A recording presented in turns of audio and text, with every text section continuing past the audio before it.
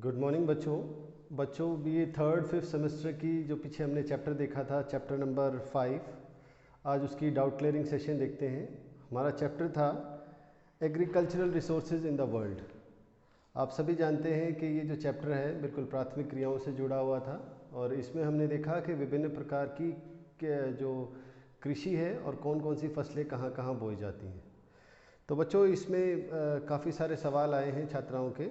तो आप देखें तो सबसे पहला सवाल था व्हाट इज़ एग्रीकल्चर, कृषि क्या होता है। बच्चों आप सभी को पता होना चाहिए कि कृषि एक खास तरह का आर्थिक क्रिया है जिसमें न केवल खेतों की बुआई की जाती है बल्कि साथ ही साथ पशुपालन भी किया जाता है। यानी कृषि मूल रूप से एक आर्थिक क्रिया है जिसको हम प्राथमिक आर्थिक क्रियाओं के अंतर्गत शामिल करते हैं, जिसमें खेतों की बुआई और साथ ही साथ जो हमारा पशुपालन है उसको भी किया जाता है। तो कृषि विश्व स्तर पे यदि हम देखें तो बहुत सारे प्रकार की जाती है। आपकी जानकारी के लिए बताऊं कि डैरेन व्हिटलसी ने 1936 में 13 मेजर एग्रीकल्चरल रीजन्स वर्ल्ड के आइडेंटिफाई किए, जहाँ पे different kind of agroclimatic conditions के कारण डिफरेंट काइंड्स की एग्रीकल्चर की जाती थी, जिसमें एसोसिएशन था tillage of land plus live stock rearing, यानी खेत की बुआई करना और साथ ही साथ कुछ खास एस्पेक्ट में पशुओं का पालन भी किया जाता था। यदि हम वैश्विक स्तर पे देखें तो कुछ जगहों पे मछली पालन का काम किया जाता है, कुछ जगह दूध देने वाले पशुओं का खेतीबाड़ी के साथ प्रयोग किया जाता है। इसी के साथ ही यदि हम देखें तो जो ठंडी जलवायु वाले देश हैं वहाँ पर दुग्ध उत्पादन या मांस उत्पादन भी कृषि के साथ लिया जाता है। तो कृषि का अभिप्राय एक बड़े अर्थ में लेना चाहिए, जिसमें न केवल हमें जो खेतों की जुताई है बल्कि जो साथ ही साथ पशुपालन है उसको भी इसमें शामिल किया जाता है। बच्चों इस चैप्टर में हमने बार बार बात की कि किसी भी फसल के लिए बहुत सारी भौतिक दशाओं की आवश्यकता होती है। ये फिज़िकल कंडीशंस क्या होती हैं, यदि आप देखें तो किसी भी एक फसल को बहुत सारी चीज़ों की आवश्यकता होती है। यदि इसमें देखें तो सबसे पहले है तापमान, वर्षा, ज़मीन की ढलान कैसी होनी चाहिए, मिट्टी कैसी होनी चाहिए, साथ ही साथ श्रम की कितनी आवश्यकता है, या आप देखें कि जो फसल है उसकी जो उर्वरा शक्ति है मिट्टी की वो किस प्रकार की होनी चाहिए। तो किसी भी फसल को उगाने के लिए जो आवश्यक दशाएं हैं उनको हम भौतिक दशाएं कहते हैं। और इस भौतिक दशाओं में कुछ क्लाइमेटिक कंडीशंस हैं जिसमें तापमान और वर्षा शामिल है। न केवल तापमान का एक लिमिट में होना बल्कि तापमान की जो रेंज है वो भी इम्पॉर्टेंट होती है। इसी के अलावा वर्षा की मात्रा और समय दोनों ही इम्पॉर्टेंट है। इसी के अतिरिक्त यदि हम दूसरी एस्पेक्ट की बात करें तो रिलीफ की स्लोप जो है वो इम्पॉर्टेंट है, साथ ही साथ मिट्टी जो है उसके गुण इम्पॉर्टेंट हैं। तो इस प्रकार की कुछ फिजिकल कंडीशंस हैं जो हर क्रॉप को चाहिए। अब यहाँ यदि देखें तो किस फसल को किस प्रकार की कंडीशंस की आवश्यकता होती है, यदि आप इसको ध्यान दें तो सबसे पहले मैंने आपको चैप्टर में बताया था कि आपको ये आइडेंटिफाई करना है कि कौन सी फसल किस क्रॉपिंग सीजन की है। यदि वो खरीफ की है तो कुछ खास कंडीशंस चाहिए, कुछ रबी की है तो वहाँ अलग डिफरेंट कंडीशंस की फसलें हैं, और उसी तरह जायद की डिफरेंट कंडीशंस वाली क्रॉप्स हैं। शुरुआत में यदि देखें रबी, आप सभी जानते हैं कि रबी विंटर क्रॉप्स होती हैं और विंटर में हमारे यहाँ पे low temperature and low humidity, low rainfall होती है। तो आप सभी को पता होना चाहिए कि हम उन फसलों का यहाँ पर बोएंगे जिनको कम तापमान और कम पानी की आवश्यकता होती है। वहीं यदि खरीफ की फसलों की बात करें तो खरीफ जो है मूल रूप से ऐसे समय बोते हैं जब बारिश हो रही होती है, ऊंचा तापमान होता है। तो यहाँ उन फसलों को बोया जाता है जिनकी फिजिकल कंडीशंस की रिक्वायरमेंट जो है high temperature and high humidity है। इसी तरह यदि हम जायद क्रॉप्स की बात करें जो हमारे यहाँ पर समर क्रॉप्स हैं, तो समर क्रॉप्स जाहिर सी बात है कि हाई टेम्परेचर लो ह्यूमिडिटी है। तो जो ऐसी फसलें जिनको ये दोनों कंडीशंस रिक्वायर्ड हैं उनको हम जायद क्रॉप्स कहते हैं। तो सबसे पहला जो काम होता है किसी भी फसल की फिजिकल कंडीशंस को डिडक्ट करना, उसको आइडेंटिफाई करने के लिए कि हम जानें कि वो किस क्रॉपिंग सीजन में बोई जाती हैं और उस क्रॉपिंग सीजन के अनुसार हम उसका डिडक्शन कर सकते हैं। आगे देखिए, मैंने अपने डिस्क्रिप्शन में बताया था क्लास में कि हमारे यहाँ पर विश्व स्तर पर बहुत सारी तरह की फसलें बोई जाती हैं। कुछ फसलें खाद्यान्न हैं, वहीं कुछ तरह की फसलें व्यापारिक फसलें हैं, वहीं कुछ तरह की फसलें पेय फसलें हैं, जिसमें चाय कॉफ़ी प्रमुख थे। यहाँ एक बहुत ही इम्पॉर्टेंट और रुचिकर बात मैंने आपको बताई कि वैश्विक स्तर पर बहुत सारी फसलों का बड़ी मात्रा में व्यापार होता है। यदि आप देखें, यूएसए है, ऑस्ट्रेलिया है, अर्जेंटीना है, ये गेहूं के व्यापार के लिए जाने जाते हैं। इसी तरह ब्राज़ील है, कॉफ़ी के व्यापार के लिए जाना जाता है। इसी तरह वैश्विक स्तर पर बहुत सारा जो व्यापार है वो कृषि आधारित होता है। कृषि के जो सरप्लस प्रोडक्शन है, अतिरिक्त उत्पादन है, इसको बाज़ार में बेचा जाता है। लेकिन यहाँ जो सबसे आश्चर्य की बात है, जो आप लोगों को पता होनी चाहिए, कि जो चावल है उसका इंटरनेशनल ट्रेड ऑलमोस्ट जीरो है। ये ऐसा इसलिए है क्योंकि बच्चों, सबसे बड़ी यदि विश्व स्तर पे बात करें तो सबसे बड़ी स्टेपल क्रॉप है हमारी जो राइस है। राइस स्टेपल क्रॉप होने के कारण फूड सिक्योरिटी से डायरेक्ट जुड़ी हुई है। यदि किसी जगह सरप्लस प्रोडक्शन होता भी है तो जो फूड पॉलिसी मेजर्स होते हैं उसके अंतर्गत उसको स्टोर करके रखा जाता है, उसको लंबे समय तक प्रिजर्व करके रखा जाता है, ताकि जो आने वाले क्राइसिस यदि कभी हो, कभी फ्लड हो, कभी नेचुरल कैलेमिटी हो या वॉर हो, तो उसके समय जो कंट्री है वो सेल्फ सफिशिएंट रहे। तो इसीलिए आप देखेंगे कि जहाँ गेहूं का इतना ज़्यादा व्यापार होता है, चावल जो है, राइस का लिमिटेड ट्रेड होता है, ऑलमोस्ट जीरो के बराबर होता है। तो हर देश जो है वो स्टोर करके रखता है। लेकिन वहीं यदि भारत जैसे देशों की बात करें जहाँ पर ड्यूल स्टेपल क्रॉप है, यदि आप देखिए नॉर्थ इंडिया में जो मूल रूप से हमारी जो स्टेपल क्रॉप है वो है वीट, और साउथ इंडिया की जो हमारी स्टेपल क्रॉप है या नॉर्थ ईस्टर्न इंडिया की जो हमारी स्टेपल क्रॉप है वो है राइस। तो हमारे यहाँ पर डुअल स्टेपल क्रॉप है, जिसके कारण क्या होता है कि हम अपनी आवश्यकता से अधिक जो चावल उगाते हैं उसको निर्यात भी करते हैं। इसमें विशेष तौर से मैंने आपके लिए एक उदाहरण बताया था कि हरियाणा में, पंजाब में एक ख़ास तरह का सेंटेड राइस उगाया जाता है, जिसको हम बासमती राइस कहते हैं। ये बासमती राइस जो है वैश्विक स्तर पर काफ़ी डिमांड में होता है, और इसके कारण हम इसको इंटरनेशनली काफ़ी ट्रेड करते हैं।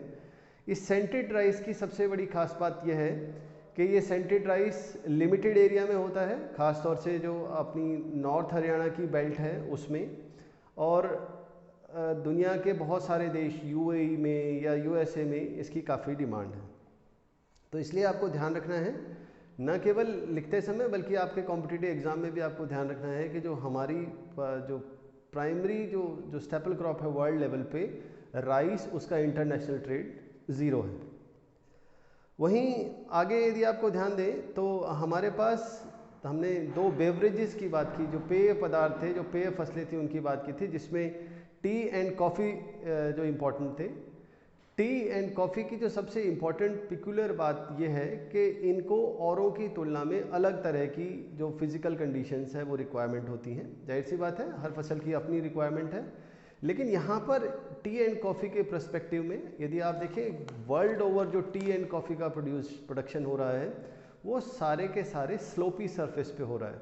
ज़मीन की कुछ ना कुछ ढलान चाहिए। इस ढलान वाली फसल की ढलान की क्यों आवश्यकता होती है? क्योंकि ये सारी की सारी जो टी एंड कॉफ़ी बेवरेज फसलें हैं, ये जो वाटर जो है सेंसिटिव होती हैं। यदि इनकी जड़ों में पानी खड़ा हो जाए तो उसका काफ़ी नकारात्मक प्रभाव पड़ता है इनकी ग्रोथ पे। तो आप देखेंगे जहाँ जहाँ इनकी प्रोडक्शन ली जाती है वहाँ सभी जगह स्लोपी सरफेस है।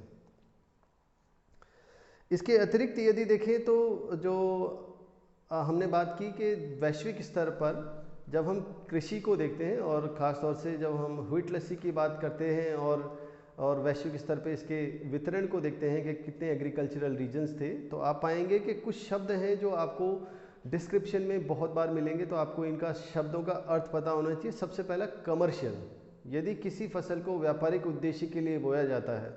अब व्यापारिक उद्देश्य का अभिप्राय ये होता है कि उसको बाजार में बेचा जाता है, अधिक से अधिक लाभ कमाने के लिए उसको बोया जाता है। तो इस तरह की फसल को हम कमर्शियल क्रॉप कहते हैं। कमर्शियल क्रॉप का एक ही ऑब्जेक्टिव होता है, to maximize the profit, for sale होती है ये। अब यदि दूसरी तरफ की जो फसलें बात करें, जो ज़्यादातर हम बोलते हैं, हमने अपने डिस्क्रिप्शन में पढ़ा, हम एक ख़ास तरह की जो फसलें होती हैं उनको कहते हैं सबसिस्टेंस एग्रीकल्चर या सबसिस्टेंस जो क्रॉप्स हैं वो। ये सबसिस्टेंस क्रॉप या सबसिस्टेंस फार्मिंग क्या होती है कि इसमें जो उत्पादन होता है वो फैमिली के कंजम्पशन के लिए होता है, न केवल बाज़ार में बेचने के लिए। हाँ, कई बार ऐसा ज़रूर होता है कि कुछ क्षेत्रों में जहाँ सबसिस्टेंस फार्मिंग की जाती है उसका एक छोटा पैमाना जो है बाज़ार में बेचने के लिए भी उगाया जाता है, जो परिवार की आवश्यकताओं से अधिक उत्पादित हो जाता है। तो इस तरह से जो सबसिस्टेंस फार्मिंग है वो मूल रूप से वैश्विक स्तर पे दो तरह की होती है, with paddy and other than paddy. यानी जहाँ धान की बुआई होती है जो सबसिस्टेंस के लिए होती है वो कहते हैं विथ पैडी, और जहाँ धान की अतिरिक्त और फसलें जो सबसिस्टेंस के लिए उगाई जाती हैं उसको कहते हैं अदर देन पैडी। यहाँ दोनों में एक अंतर जो विशेष तौर से है कि कमर्शियल जो हम क्रॉपिंग करते हैं उसमें सारा का सारा उत्पादन बाज़ार में बेचा जाता है, वहीं जो सबसिस्टेंस फार्मिंग है उसमें भी कुछ हिस्सा बाज़ार में बेचा जाता है, लेकिन परिवार की आवश्यकताओं के पूरा हो जाने के बाद जो बचता है उसी को बाज़ार में बेचा जाता है। आगे देखें, एक और बात उभर के आई कि क्रॉपिंग सीज़न क्या होता है। बच्चों, क्रॉपिंग सीज़न जैसा मैंने बार बार बताया है कि हमारे वैश्विक स्तर पर विभिन्न प्रकार की फसलों को विभिन्न भौतिक, जलवायु, मिट्टी और इन तत्वों की आवश्यकता होती है। तो ये वर्ष भर उपलब्ध नहीं होती हैं। कुछ फसलों को कुछ खास तापमान, जैसे उच्च तापमान या उच्च वर्षा की आवश्यकता होगी तो वो उसी समय बोई जाएंगी जब उनके लिए वो आदर्श दशा मिलेगी। तो क्रॉपिंग सीजन्स वो होते हैं जब कुछ खास तरह की फसलों को एक साथ हम बोते हैं, जिनको एक जैसी जलवायु की दशाएं आवश्यक होती हैं। तो ये रबी, खरीफ और जायद जो हमने पढ़ी उनको हम क्रॉपिंग सीजन्स कहते हैं। एक और शब्द इस चैप्टर में आपको बार बार पढ़ने को मिलेगा, क्रॉपिंग पैटर्न। हम जानते हैं कि किसी भी एक वर्ष में एक जो पूरा क्रॉपिंग सीजन होता है, क्रॉपिंग ईयर जिसे हम कहते हैं, बहुत सारे 3 क्रॉपिंग सीजन्स को मिला के एक क्रॉपिंग ईयर बनता है।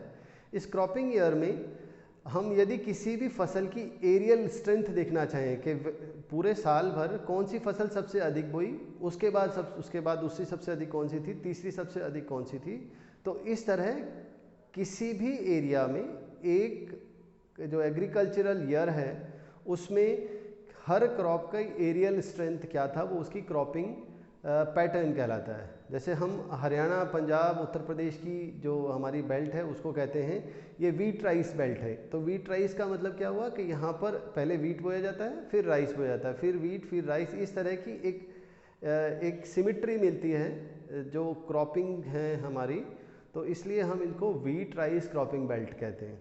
इसी तरह कुछ में ज्वार बाजरा बेल्ट मिलती है, या इस तरह से सभी जगह अलग अलग तरह की जो हमारी क्रॉप्स बोई जाती हैं, इनको हम क्रॉपिंग जो है पैटर्न कहते हैं। ये किसी भी जगह का क्रॉपिंग पैटर्न जो है उसकी इकोनॉमिक जो कंडीशन है उसको दिखाता है, उसकी एग्रोक्लाइमेटिक कंडीशंस के ऊपर बेस्ड होता है।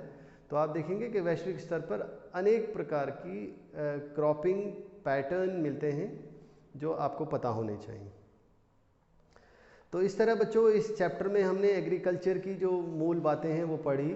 न केवल हमने क्रॉपिंग सीजन्स के बारे में देखा, हमने देखा कि हर फसल को कौन कौन सी जो फिज़िकल कंडीशंस की रिक्वायरमेंट होती है, कौन से क्रॉपिंग सीजन की वो होती है, और साथ ही साथ हमने देखा कि ग्लोबल लेवल पर वैश्विक स्तर पे कौन सी फसल किस क्षेत्र में अधिक बोई जाती है या किस क्षेत्र में कम बोई जाती है, उसका व्यापार कैसा है, किन क्षेत्रों में वो अधिक होती है। तो इस तरह इस चैप्टर में कृषि से जुड़े हुए विभिन्न पक्षों की हमने बात की। अब कई बार प्रश्न ये उठता है कि यूनिवर्सिटी एग्ज़ाम में किस तरह के आपसे प्रश्न पूछे जा सकते हैं। तो यहाँ सबसे पहले जो प्रश्न पूछा जाता है वो किसी भी क्रॉप को उसकी फ़िज़िकल कंडीशंस और साथ ही साथ उसके जो स्पेशियल डिस्ट्रीब्यूशन है, यानी उसका पैटर्न है कि किस क्षेत्र में किस देश में ज़्यादा बोई जाती है, तो इस तरह के आपने आंसर्स लिखने की कोशिश करनी चाहिए। इसमें इम्पॉर्टेंट वीट राइस या कोई कमर्शियल क्रॉप या उसी तरह एक बेवरेज क्रॉप में जो आपकी कॉफ़ी एंड टी है उसमें से एक प्रश्न जो है लगभग हर वर्ष पूछा जाता है। तो आपको लिखने की इसको प्रैक्टिस करनी चाहिए। ये जो चैप्टर है बहुत ही आसान है, मैं आपको बार बार बता रहा हूँ, क्योंकि हम सभी जिस समाज से आते हैं वो एक कृषि प्रधान समाज है।